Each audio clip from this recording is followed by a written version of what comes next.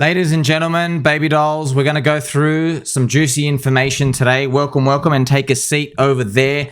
Now, it is no secret that I enjoy ChainLink. Why? Because they have a moat. I like that they have a moat, and I want something that gives me more gains than Ethereum. And if you go and have a look at the ChainLink chart, you'll probably see, like, excuse me, you are not giving a better return than Ethereum. But the people who talk like that are living in the past, okay? I'm trying to live in the future, and every single altcoin ETH ratio looks exactly like this. So there is some information you need to know about ChainLink. So this is just adds to the ChainLink lore, which is kind of fascinating. ChainLink gets redirected, its website, okay, from another website. If you go to the website, smartcontracts.com, it will redirect you to the ChainLink website. Smartcontracts.com website was registered in the year 2008. That's right. Right before the Bitcoin white paper was released. Dun, dun, dun. I mean, we're going to pump the music for that. I mean, that is absolutely insane when you think about it, friends. Because when you are thinking about a super special story that you can sell to people, this is what they were doing. The 4chaners, the frogs, the original frogs. This is what they were saying. They were saying Sergey is Satoshi. Maybe he was part of the group. He's a very, very intelligent man, okay? And he was about 18 to 16 when Bitcoin was released. So it's probably not just Sergey himself, but it's just interesting to think about. Now, this just adds to the lore. It doesn't really mean anything. I mean, it is pretty cool. It's like, who the hell registered smartcontracts.com 10 days before the Bitcoin white paper, 2008? Fascinating, okay? But what's going on with the Chainlink land? Chainlink is generating profit. If it was listed on cryptofees.info, it would be above GMX.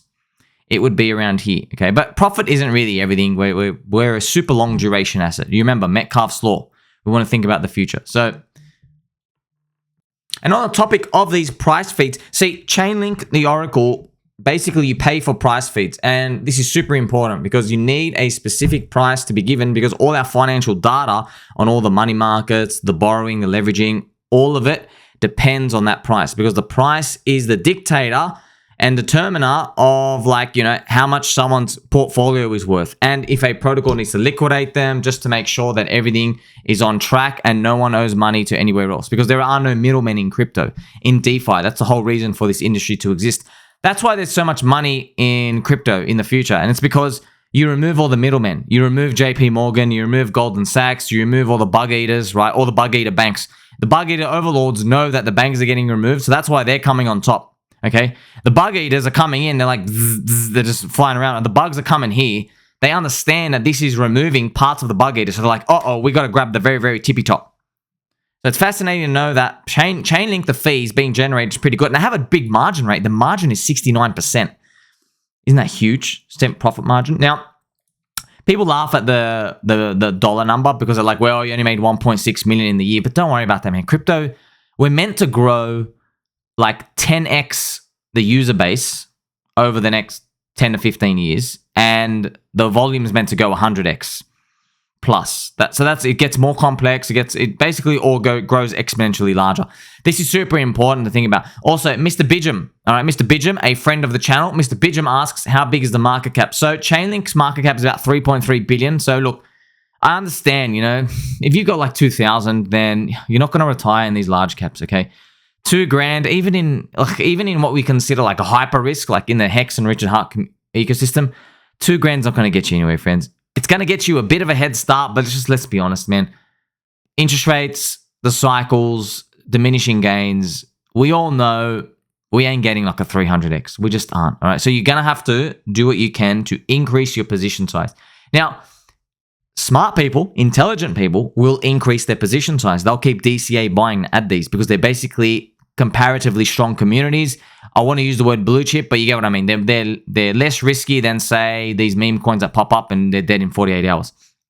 All right. But it's super important because lazy people, that $2,000, if you tell them, look, you got to add more, they're not going to do that.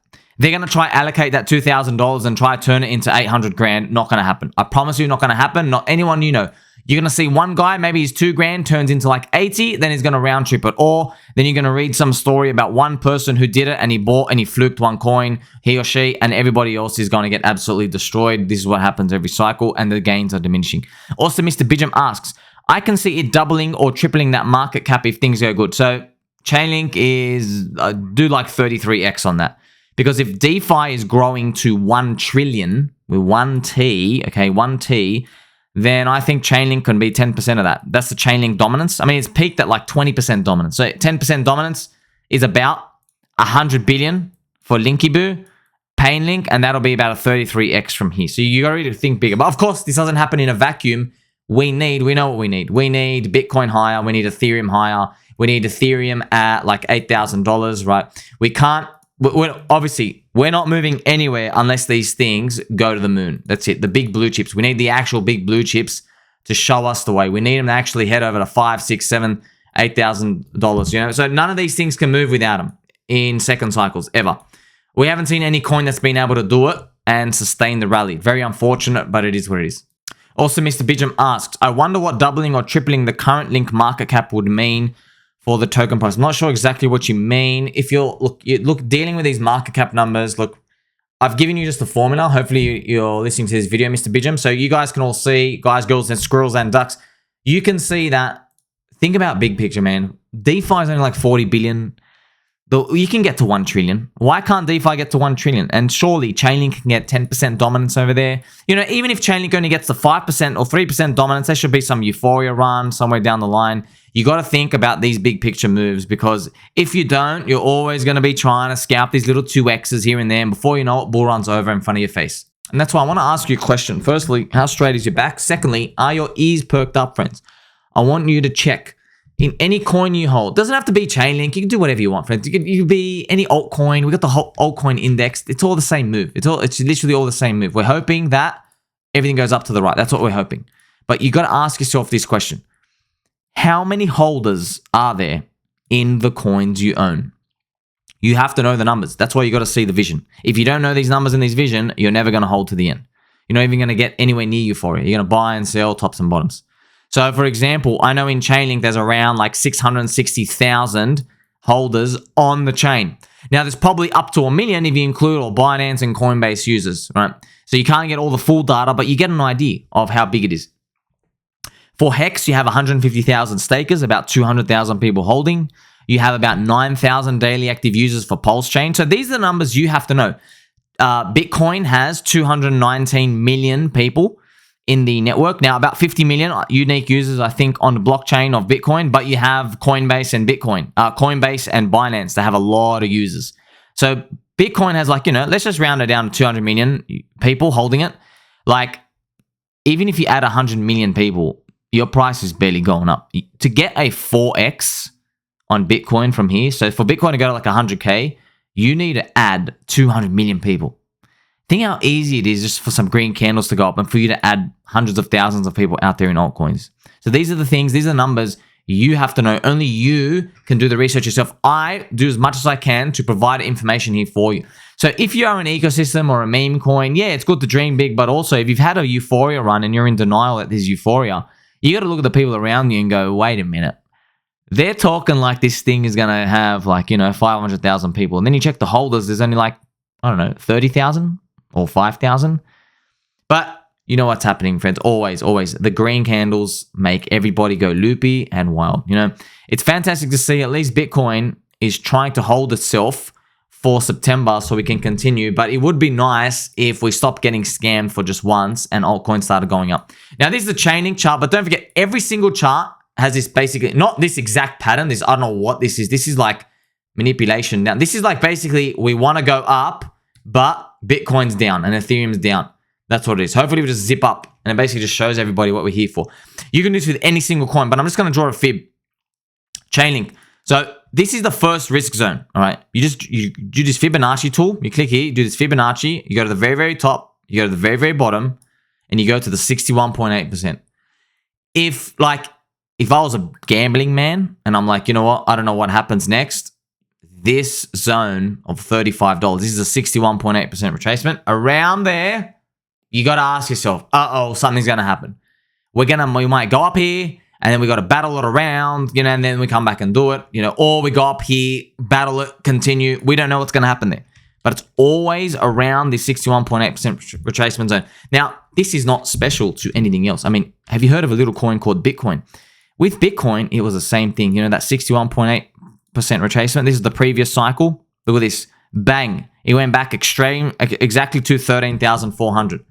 They always battle this zone. That's why if we draw this fib, we kind of guess that maybe Bitcoin is heading to the price of $48,500. Around this zone, it's going to get there and start to battle it. And you're like, oh, something's going to happen, right? So this is where you're going to have to decide how you prepare for it from here. I'm staying long in everything. And I just like you to know, it doesn't matter what the coin is. You can even do it with Solana, for example. Everything has its zone, but it's not a guarantee that every coin is going to get to its 61.8. Solana's $163. Maybe Solana has just too much pressure and it only gets to $100.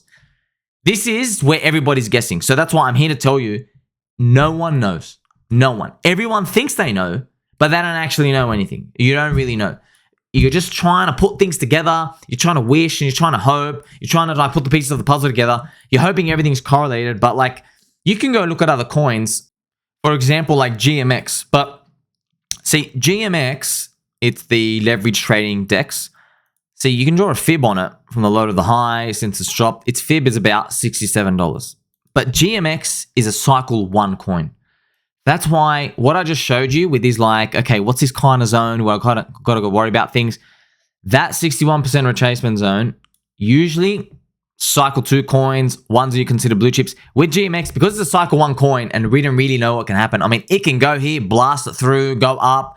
It can just go around here and range again. Things get very different. That's why you're learning this edge. You get to figure it out and get to see what happens. And at least we know where Bitcoin's going to land. That's actually the most important part because everyone's just guessing. All right. Everyone's just guessing. Everybody just thinks, okay, I'm in the coin that's going to go to the top of the range, back to the all-time high. But really, we know most of them aren't. So at least the one we can predict, we can try to figure out, all right, something is the big daddy here and it has a big risk and it's Bitcoin.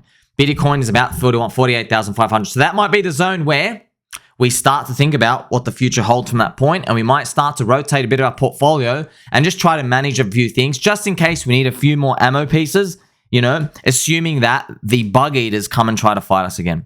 Until then, let's look for the stars and beyond. Make sure you tell mom and dad you love and appreciate him. You're going to like, subscribe, press the belly button, and I'm going to catch you in the next one.